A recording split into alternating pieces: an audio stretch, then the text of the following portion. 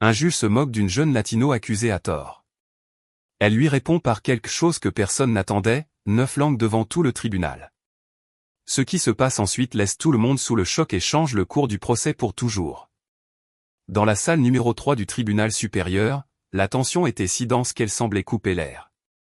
Les murmures du public s'éteignirent dès que le juge principal, dont Esteban Fuentes, frappa de son maillet en bois sur l'estrade, exigeant le silence.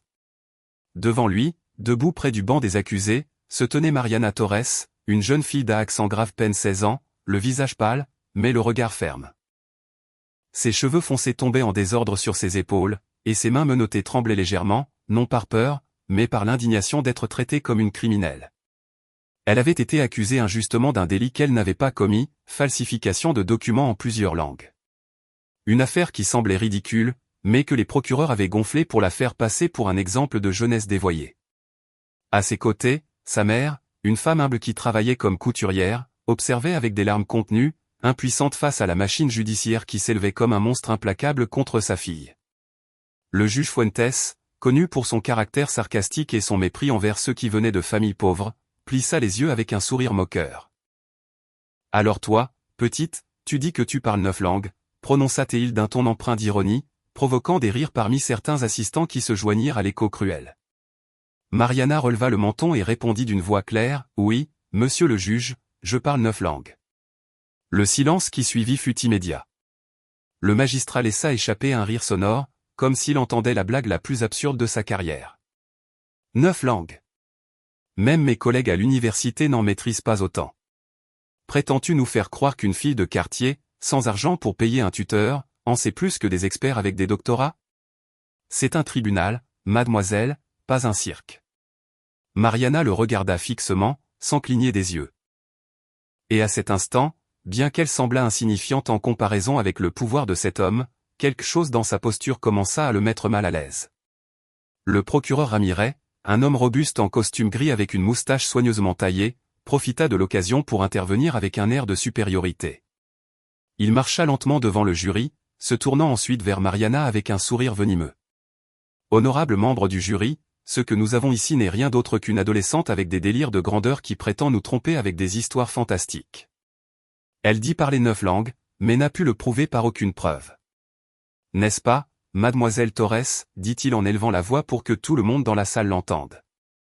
Mariana, sans perdre son calme, répondit avec fermeté, on ne m'a pas permis de parler jusqu'à présent, mais si vous le souhaitez, je peux le démontrer ici même. Les rires résonnèrent à nouveau parmi les présents, comme des couteaux cherchant à transpercer sa dignité. Sa mère, assise au premier rang, serrait un mouchoir contre sa poitrine, priant en silence pour que cette injustice se termine rapidement. Le juge Fuentes haussa un sourcil et appuya son menton dans sa main, amusé par le spectacle. Le démontrer ici dans cette salle. Croyez-vous que ce tribunal est un cours de langue? Ma petite, vous êtes accusée de falsification, pas de donner des leçons. Ce qui importe, c'est de savoir si votre prétendue compétence a servi à créer des documents illégaux, et à ce sujet, le parquet assure avoir des preuves suffisantes. Mariana sentit le sang lui bouillir dans les veines, mais respira profondément, se souvenant des paroles de sa mère, la vérité brille toujours plus que le mensonge, même si l'on essaie de l'éteindre. Elle leva les yeux vers le juge et répondit avec sérénité, si vous voulez des preuves de ma culpabilité, cherchez-les dans votre dossier. Mais si ce que vous désirez est de me ridiculiser pour ce que je sais, alors permettez-moi de le démontrer, car ce que je sais peut révéler que ce n'est pas moi qui mens ici. Le murmure dans la salle s'amplifia comme une vague indomptable, et pour la première fois, le juge ressentit une légère gêne sur son propre terrain. Le juge Fuentes frappa le maillet 3 fois, exigeant le silence, bien qu'au fond, il savourait le spectacle qui se créait. D'une voix empreinte d'ironie, il se pencha en avant et demanda, « Très bien, mademoiselle Torres, si vous insistez tant pour vous défendre avec cette fable de polyglotte, montrez-nous ce que vous savez. Mais je vous préviens, ne pensez pas pouvoir tromper ce tribunal avec quelques phrases mémorisées sur Internet. Si vous maîtrisez réellement 9 langues, vous devriez être capable de soutenir au moins quelques mots dans chacune. » Le procureur Ramirez applaudit sarcastiquement, comme s'il célébrait déjà la défaite de Mariana, convaincu que cette humble fille s'enfoncerait dans le ridicule devant tous. Mariana fit un pas en avant, le tintement des chaînes de ses menottes rompant le silence de la salle. Elle respira profondément et, d'une voix claire, dit en anglais parfait, « My name is Mariana Torres. Le murmure du public fut immédiat. Certains laissèrent même échapper des exclamations de surprise. Puis, sans pause, elle passa au français avec une intonation impeccable, « Jésus accuse à tort mais un à caser ». Ensuite, en portugais fluide, elle continua, « A verdade precisa de medo, porc sempre en contra au camino da luz ». La vérité n'a pas besoin de la peur, car elle trouve toujours le chemin de la lumière. La salle resta bouche bée. Le juge essaya de garder sa contenance, mais la sécurité dans la voix de la jeune fille était impossible à ignorer. Cependant, Mariana ne s'arrêta pas là. En arabe, elle prononça avec une précision musicale, « Al-Jaki Kalatamu Abadan ». La vérité ne meurt jamais. En mandarin de base, elle articula avec naturel, « Y je n'en buis cu ». Et on ne peut pas l'éteindre. L'impact fut fulgurant. En quelques secondes seulement, elle avait démontré non seulement des phrases isolées, mais une maîtrise surprenante de multiples langues. L'audience resta muette. Le procureur déglutit nerveusement, et le juge, qui riait quelques secondes auparavant, resta rigide, comme s'il avait reçu un coup invisible dans la poitrine. Pour la première fois de tout le procès, Mariana avait le contrôle absolu de la salle. Le juge Fuentes tenta de retrouver sa contenance, frappant à nouveau le maillet avec force. « Ordre dans la salle », cria-t-il, bien que sa voix n'eût plus la même assurance qu'avant. Le public l'observait avec un mélange de surprise et d'attente, car tous avaient été témoins de quelque chose qu'ils n'auraient jamais imaginé, une jeune accusée, menottée, laissant sans voix un tribunal entier. Le procureur Ramirez, rouge de fureur, se leva de son siège et pointa Mariana du doigt, le doigt tremblant. « C'est un truc bon marché. Elle a sûrement appris ces phrases sur des vidéos d'internet, rien de plus. Nous ne pouvons pas nous laisser tromper par un spectacle. » Mariana le regarda avec sérénité et répliqua en allemand conversationnel, « Manchmal ist die Wahrheit schwer zu accepten. » Parfois, la vérité est difficile à accepter. Puis, en italien de base, elle ajouta, « L'ostisia non può nascer alla menona. » La justice ne peut pas naître du mensonge. Chaque mot était comme un coup de poignard transperçant les doutes de ceux qui voulaient la discréditer. Le murmure de la salle s'amplifia de nouveau. Certains journalistes présents prenaient frénétiquement des notes, conscients que ce qu'ils étaient en train de vivre allait devenir une nouvelle nationale. Le juge, mal à l'aise, s'éclaircit la gorge. « Malgré tout, mademoiselle Torres, parler plusieurs langues ne vous exonère pas des accusations qui pèsent sur vous. Vous êtes accusée ici de falsification de documents. Pouvez-vous expliquer pourquoi votre prétendu talent linguistique est lié à cette affaire ?» Mariana, avec un éclat de défi dans les yeux, se pencha légèrement vers l'estrade et dit, « Parce que ce que vous appelez falsification est, en réalité, une erreur que vous n'avez même pas comprise. Ce document qui m'incrimine a été traduit par moi, non pas avec intention de fraude, mais je le déchiffrais pour un professeur. Ce qui se passe, monsieur le juge, c'est que ni vous ni le procureur n'avez pu comprendre ce que cela signifiait, et quand on ne comprend pas quelque chose, il est plus facile d'accuser que d'accepter son ignorance. » Un silence de mort tomba sur la salle. Pour la première fois, le juge se sentit exposé, remis en question dans sa propre autorité devant tous. Le juge Fuentes resta silencieux, mal à l'aise, tandis que le procureur Ramirez serrait les lèvres, incapable de répondre immédiatement. Mariana profita de ce vide d'autorité et, d'une voix ferme, poursuivit, « Monsieur le juge, le document qui est censé prouver mon délit a été trouvé à la bibliothèque de l'université. J'y vais après l'école pour apprendre avec des bénévoles qui enseignent les langues anciennes. Ce que vous appelez falsification est, en réalité, un exercice de traduction sur lequel j'ai travaillé sous la direction d'un professeur syrien et d'une professeure de philologie retraitée. Vous pouvez demander aux bibliothécaires, à n'importe lequel d'entre eux. Je n'ai rien inventé, je n'ai commis aucune fraude, j'ai seulement traduit ce que d'autres ne pouvaient pas comprendre. » Le public commença à murmurer plus fort, et certains membres du jury se penchèrent en avant, intéressés par chaque mot. Le procureur, nerveux, tenta d'interrompre, objection. Rien de tout cela ne figure au dossier. Mariana se tourna vers lui et répliqua en portugais clair, ausencia de probano significa culpa, significa falla en la investigation. L'absence de preuve ne signifie pas la culpabilité, elle signifie un échec de l'enquête. La phrase résonna comme un coup de fouet. Le juge frappa le maillet, mais cette fois plus faiblement, comme si son autorité lui échappait des mains. Mariana s'adressa alors directement au jury, « On m'a amené ici pour être humilié, pour devenir un exemple de ce que signifie être pauvre et rebelle. Mais ce que vous avez vu aujourd'hui est la preuve que la vérité ne se trouve pas toujours dans les rapports officiels ni dans les paroles de ceux qui portent des costumes chers. La vérité peut aussi sortir de la bouche d'une jeune fille que vous n'avez jamais voulu écouter. Les murmures se transformèrent en un silence attentif. Pour la première fois dans ce tribunal, la balance commençait à pencher en faveur de la jeune accusée, et tous pouvaient sentir que ce procès ne serait plus le même. Le procureur Ramirez, transpirant sous les lumières du tribunal, se leva de nouveau avec l'intention de reprendre le contrôle. « Monsieur le juge, c'est un cirque. Cette jeune fille essaie de transformer le procès en une démonstration scolaire pour nous distraire de l'essentiel. Peu importe combien de langues elle prétend parler, ce qui importe, c'est qu'elle est formellement accusée d'un délit. » Mariana l'interrompit d'une voix claire avant que le juge ne puisse se prononcer. « Et quel est ce délit, procureur ? Savez-vous seulement ce que disait le document qui m'incrimine ? L'avez-vous lu ? L'avez-vous compris ? » L'homme hésita, pris au piège de sa propre arrogance. « Ce n'est pas mon rôle de comprendre un texte étrange. C'est mon rôle de prouver que vous l'avez manipulé, » répondit-il avec raideur.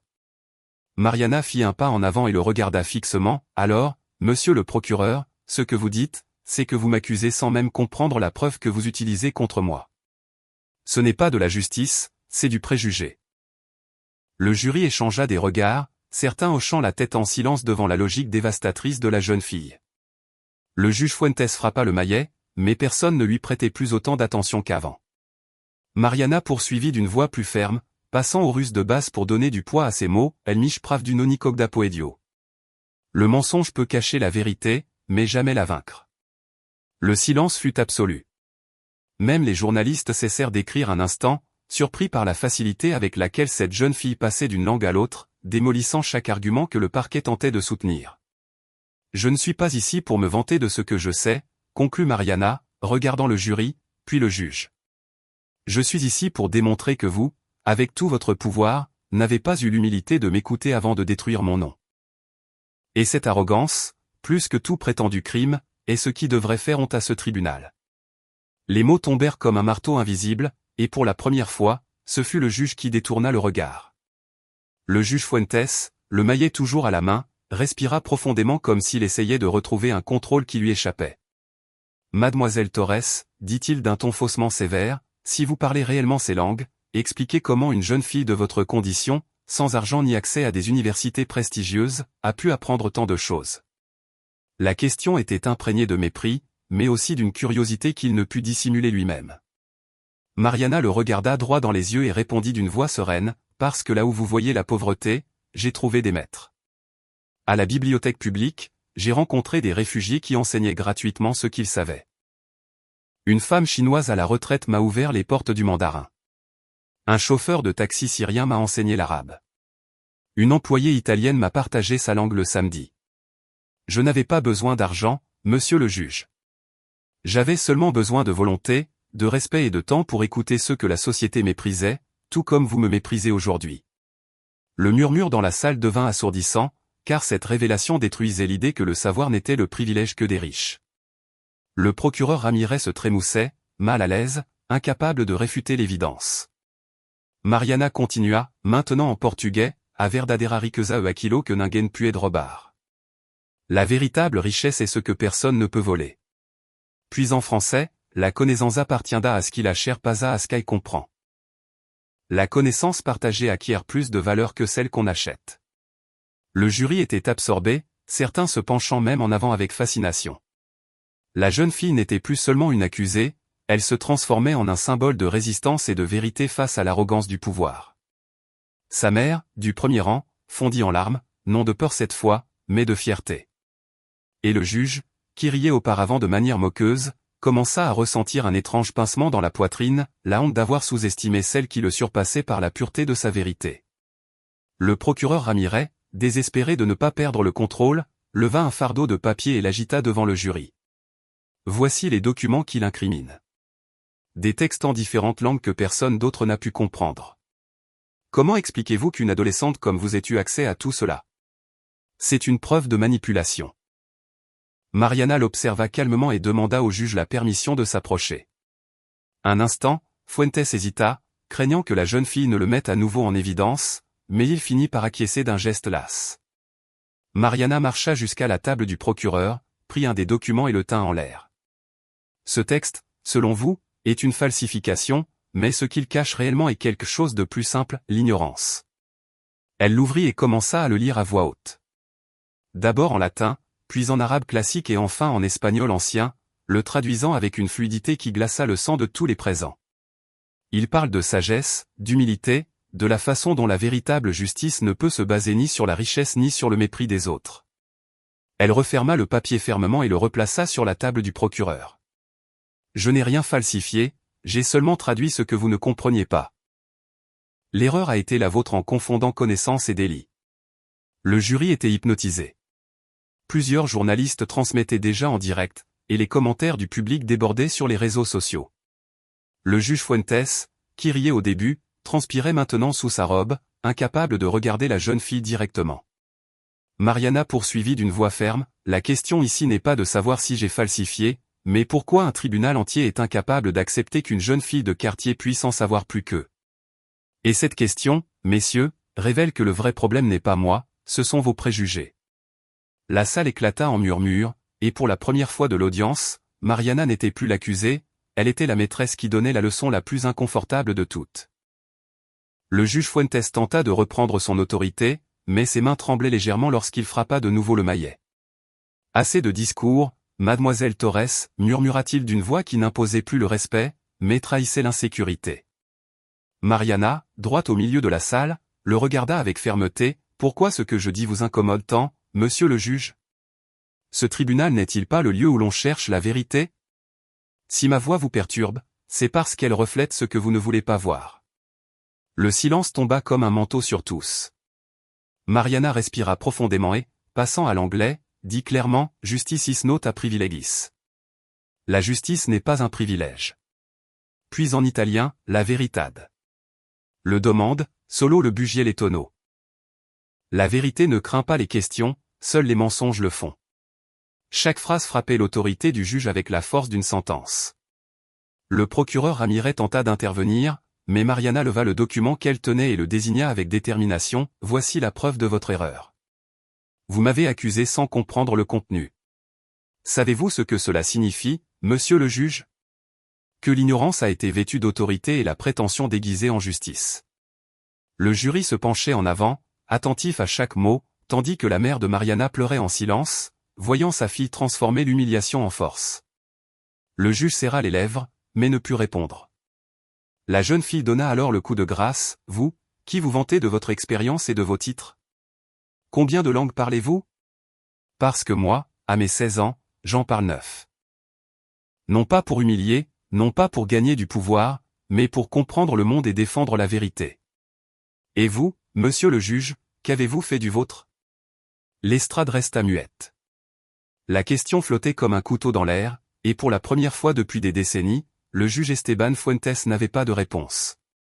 Mariana abaissa lentement le document et le posa sur la table du procureur, comme si cela marquait la fin d'un cycle.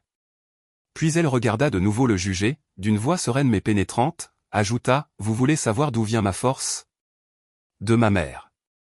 Elle ne parle pas 9 langues, elle n'a pas de diplômes universitaires, et elle ne peut se vanter de richesse, mais elle m'a enseigné la leçon la plus importante, que la dignité ne s'achète ni ne se vend. Elle se gagne par la façon dont nous traitons les autres. » Les larmes coulèrent sur le visage de sa mère, qui serrait ses mains contre sa poitrine avec fierté. Mariana poursuivit, cette fois en portugais, « A maior riqueza e a bondade. » La plus grande richesse est la bonté. Et ensuite en français, « La dignité est la langue universelle que tu devrais parler. » La dignité est la langue universelle que tous devraient parler. La salle entière semblait retenir son souffle. Même les membres du jury, qui au début voyaient la jeune fille comme une simple accusée, l'observaient maintenant comme une maîtresse qui donnait une leçon inoubliable. Le juge Fuentes se remua mal à l'aise sur sa chaise, sentant comment cette adolescente lui arrachait, mot après mot, l'armure d'arrogance qui l'avait protégée pendant des années. Mariana fit un pas en avant et dit, « Vous m'avez accusé de falsification alors que la seule chose que j'ai faite a été de traduire ce que d'autres n'ont pas pu. Mais ce qui a réellement été falsifié ici, c'est la justice transformée en un jeu de préjugés. Et aujourd'hui, devant tous, ce mensonge s'effondre. » Le public éclata en murmures d'approbation, certains applaudissant même avant d'être réduits au silence par les gardes. À cet instant, la salle n'était plus un tribunal, c'était une scène où la vérité s'élevait au-dessus de l'autorité. Le procureur Ramirez, de plus en plus nerveux, tenta de se ressaisir et éleva la voix, « Monsieur le juge, c'est inacceptable. Elle manipule le jury avec des discours émotionnels. Nous devons revenir à la procédure légale. » Mais personne dans la salle ne l'écoutait plus avec respect. Sa voix semblait faible face à la clarté de Mariana. Elle se tourna vers lui et répliqua avec calme, « Ce n'est pas de la manipulation, procureur, c'est la vérité. Si vous n'avez pas compris les preuves que vous avez présentées, comment pouvez-vous soutenir cette accusation sans tomber dans le ridicule ?» Puis, en allemand, elle ajouta froidement, « Dit l'Ujimlich der. » Le mensonge assombrit l'âme. Le murmure dans la salle éclata de nouveau, cette fois en rire nerveux dirigé non pas vers Mariana, mais vers le procureur lui-même. Le juge Fuentes déglutit, conscient que le pouvoir lui échappait. La jeune fille éleva la voix et s'adressa au jury, « Ils veulent que je sois vue comme une délinquante, mais ce qui est réellement en jeu ici, c'est si une personne humble a le droit d'être écoutée. Aujourd'hui, on ne me juge pas seulement moi, on juge l'ignorance déguisée en autorité. » Le silence devint solennel, comme si chaque mot portait un poids historique. Le juge baissa le regard, incapable de le soutenir, tandis que Ramirez transpirait et évitait les yeux du jury. Mariana fit un pas de plus vers l'estrade et désigna le maillet du juge, « Ce symbole de pouvoir que vous tenez en main, Monsieur Fuentes, ne sert pas à humilier ni à écraser, il sert à rendre justice. Et la justice aujourd'hui est de mon côté. » Les présents éclatèrent en applaudissements spontanés, et bien que les gardes aient essayé de les faire taire, l'écho était déjà imparable. Pour la première fois de sa carrière, le juge ressentit l'humiliation d'être nu face à la vérité. La salle était debout, certains applaudissaient, d'autres retenaient leurs larmes, et les journalistes transmettaient déjà en direct chaque seconde de ce moment historique. Mariana, les menottes brillantes sous la lumière du tribunal, ne ressemblait pas à une accusée, mais à une maîtresse qui avait transformé la honte en dignité. Le juge Fuentes, visiblement affecté, leva lentement les yeux et vit que tous les regards de la salle l'observaient, non pour lui obéir, mais pour le juger. Il déglutit. Sa voix trembla et il put à peine dire, « Le tribunal reconnaîtra que l'accusation est sans fondement. » La jeune Torres est libérée immédiatement. Le son métallique des menottes tombant sur la table fut comme un coup de tonnerre de victoire. Mariana respira profondément, ferma les yeux un instant et regarda ensuite le jury, le public et, finalement, le juge. « Aujourd'hui, il a été démontré que la justice n'est pas toujours dans les papiers ni dans les titres. Elle est dans la vérité qui ose parler, même si on la craint, elle est dans la dignité que personne ne peut arracher. Je parle 9 langues, monsieur le juge, mais la plus importante de toutes est le respect. C'est la langue que vous avez oublié de pratiquer. » L'écho de ces paroles parcourut chaque recoin de la salle. Sa mère courut l'embrasser, pleurant de soulagement et de fierté. Le juge, humilié, resta silencieux, incapable de répondre. Le procureur Ramirez cacha les papiers sous son bras, comme s'il désirait disparaître. Dehors, les caméras et les microphones attendaient pour immortaliser la jeune fille, qui avait vaincu un tribunal entier par le pouvoir de sa connaissance et la force de sa vérité. Et tandis qu'elle sortait de l'enceinte, le front haut et la main de sa mère entrelacée avec la sienne, Mariana Torres devint un symbole, la preuve vivante que la sagesse ne dépend pas de la richesse, que le courage peut naître dans les cœurs les plus humbles, et que même le juge le plus puissant peut rester sous le choc face à la pureté imbattable de la vérité.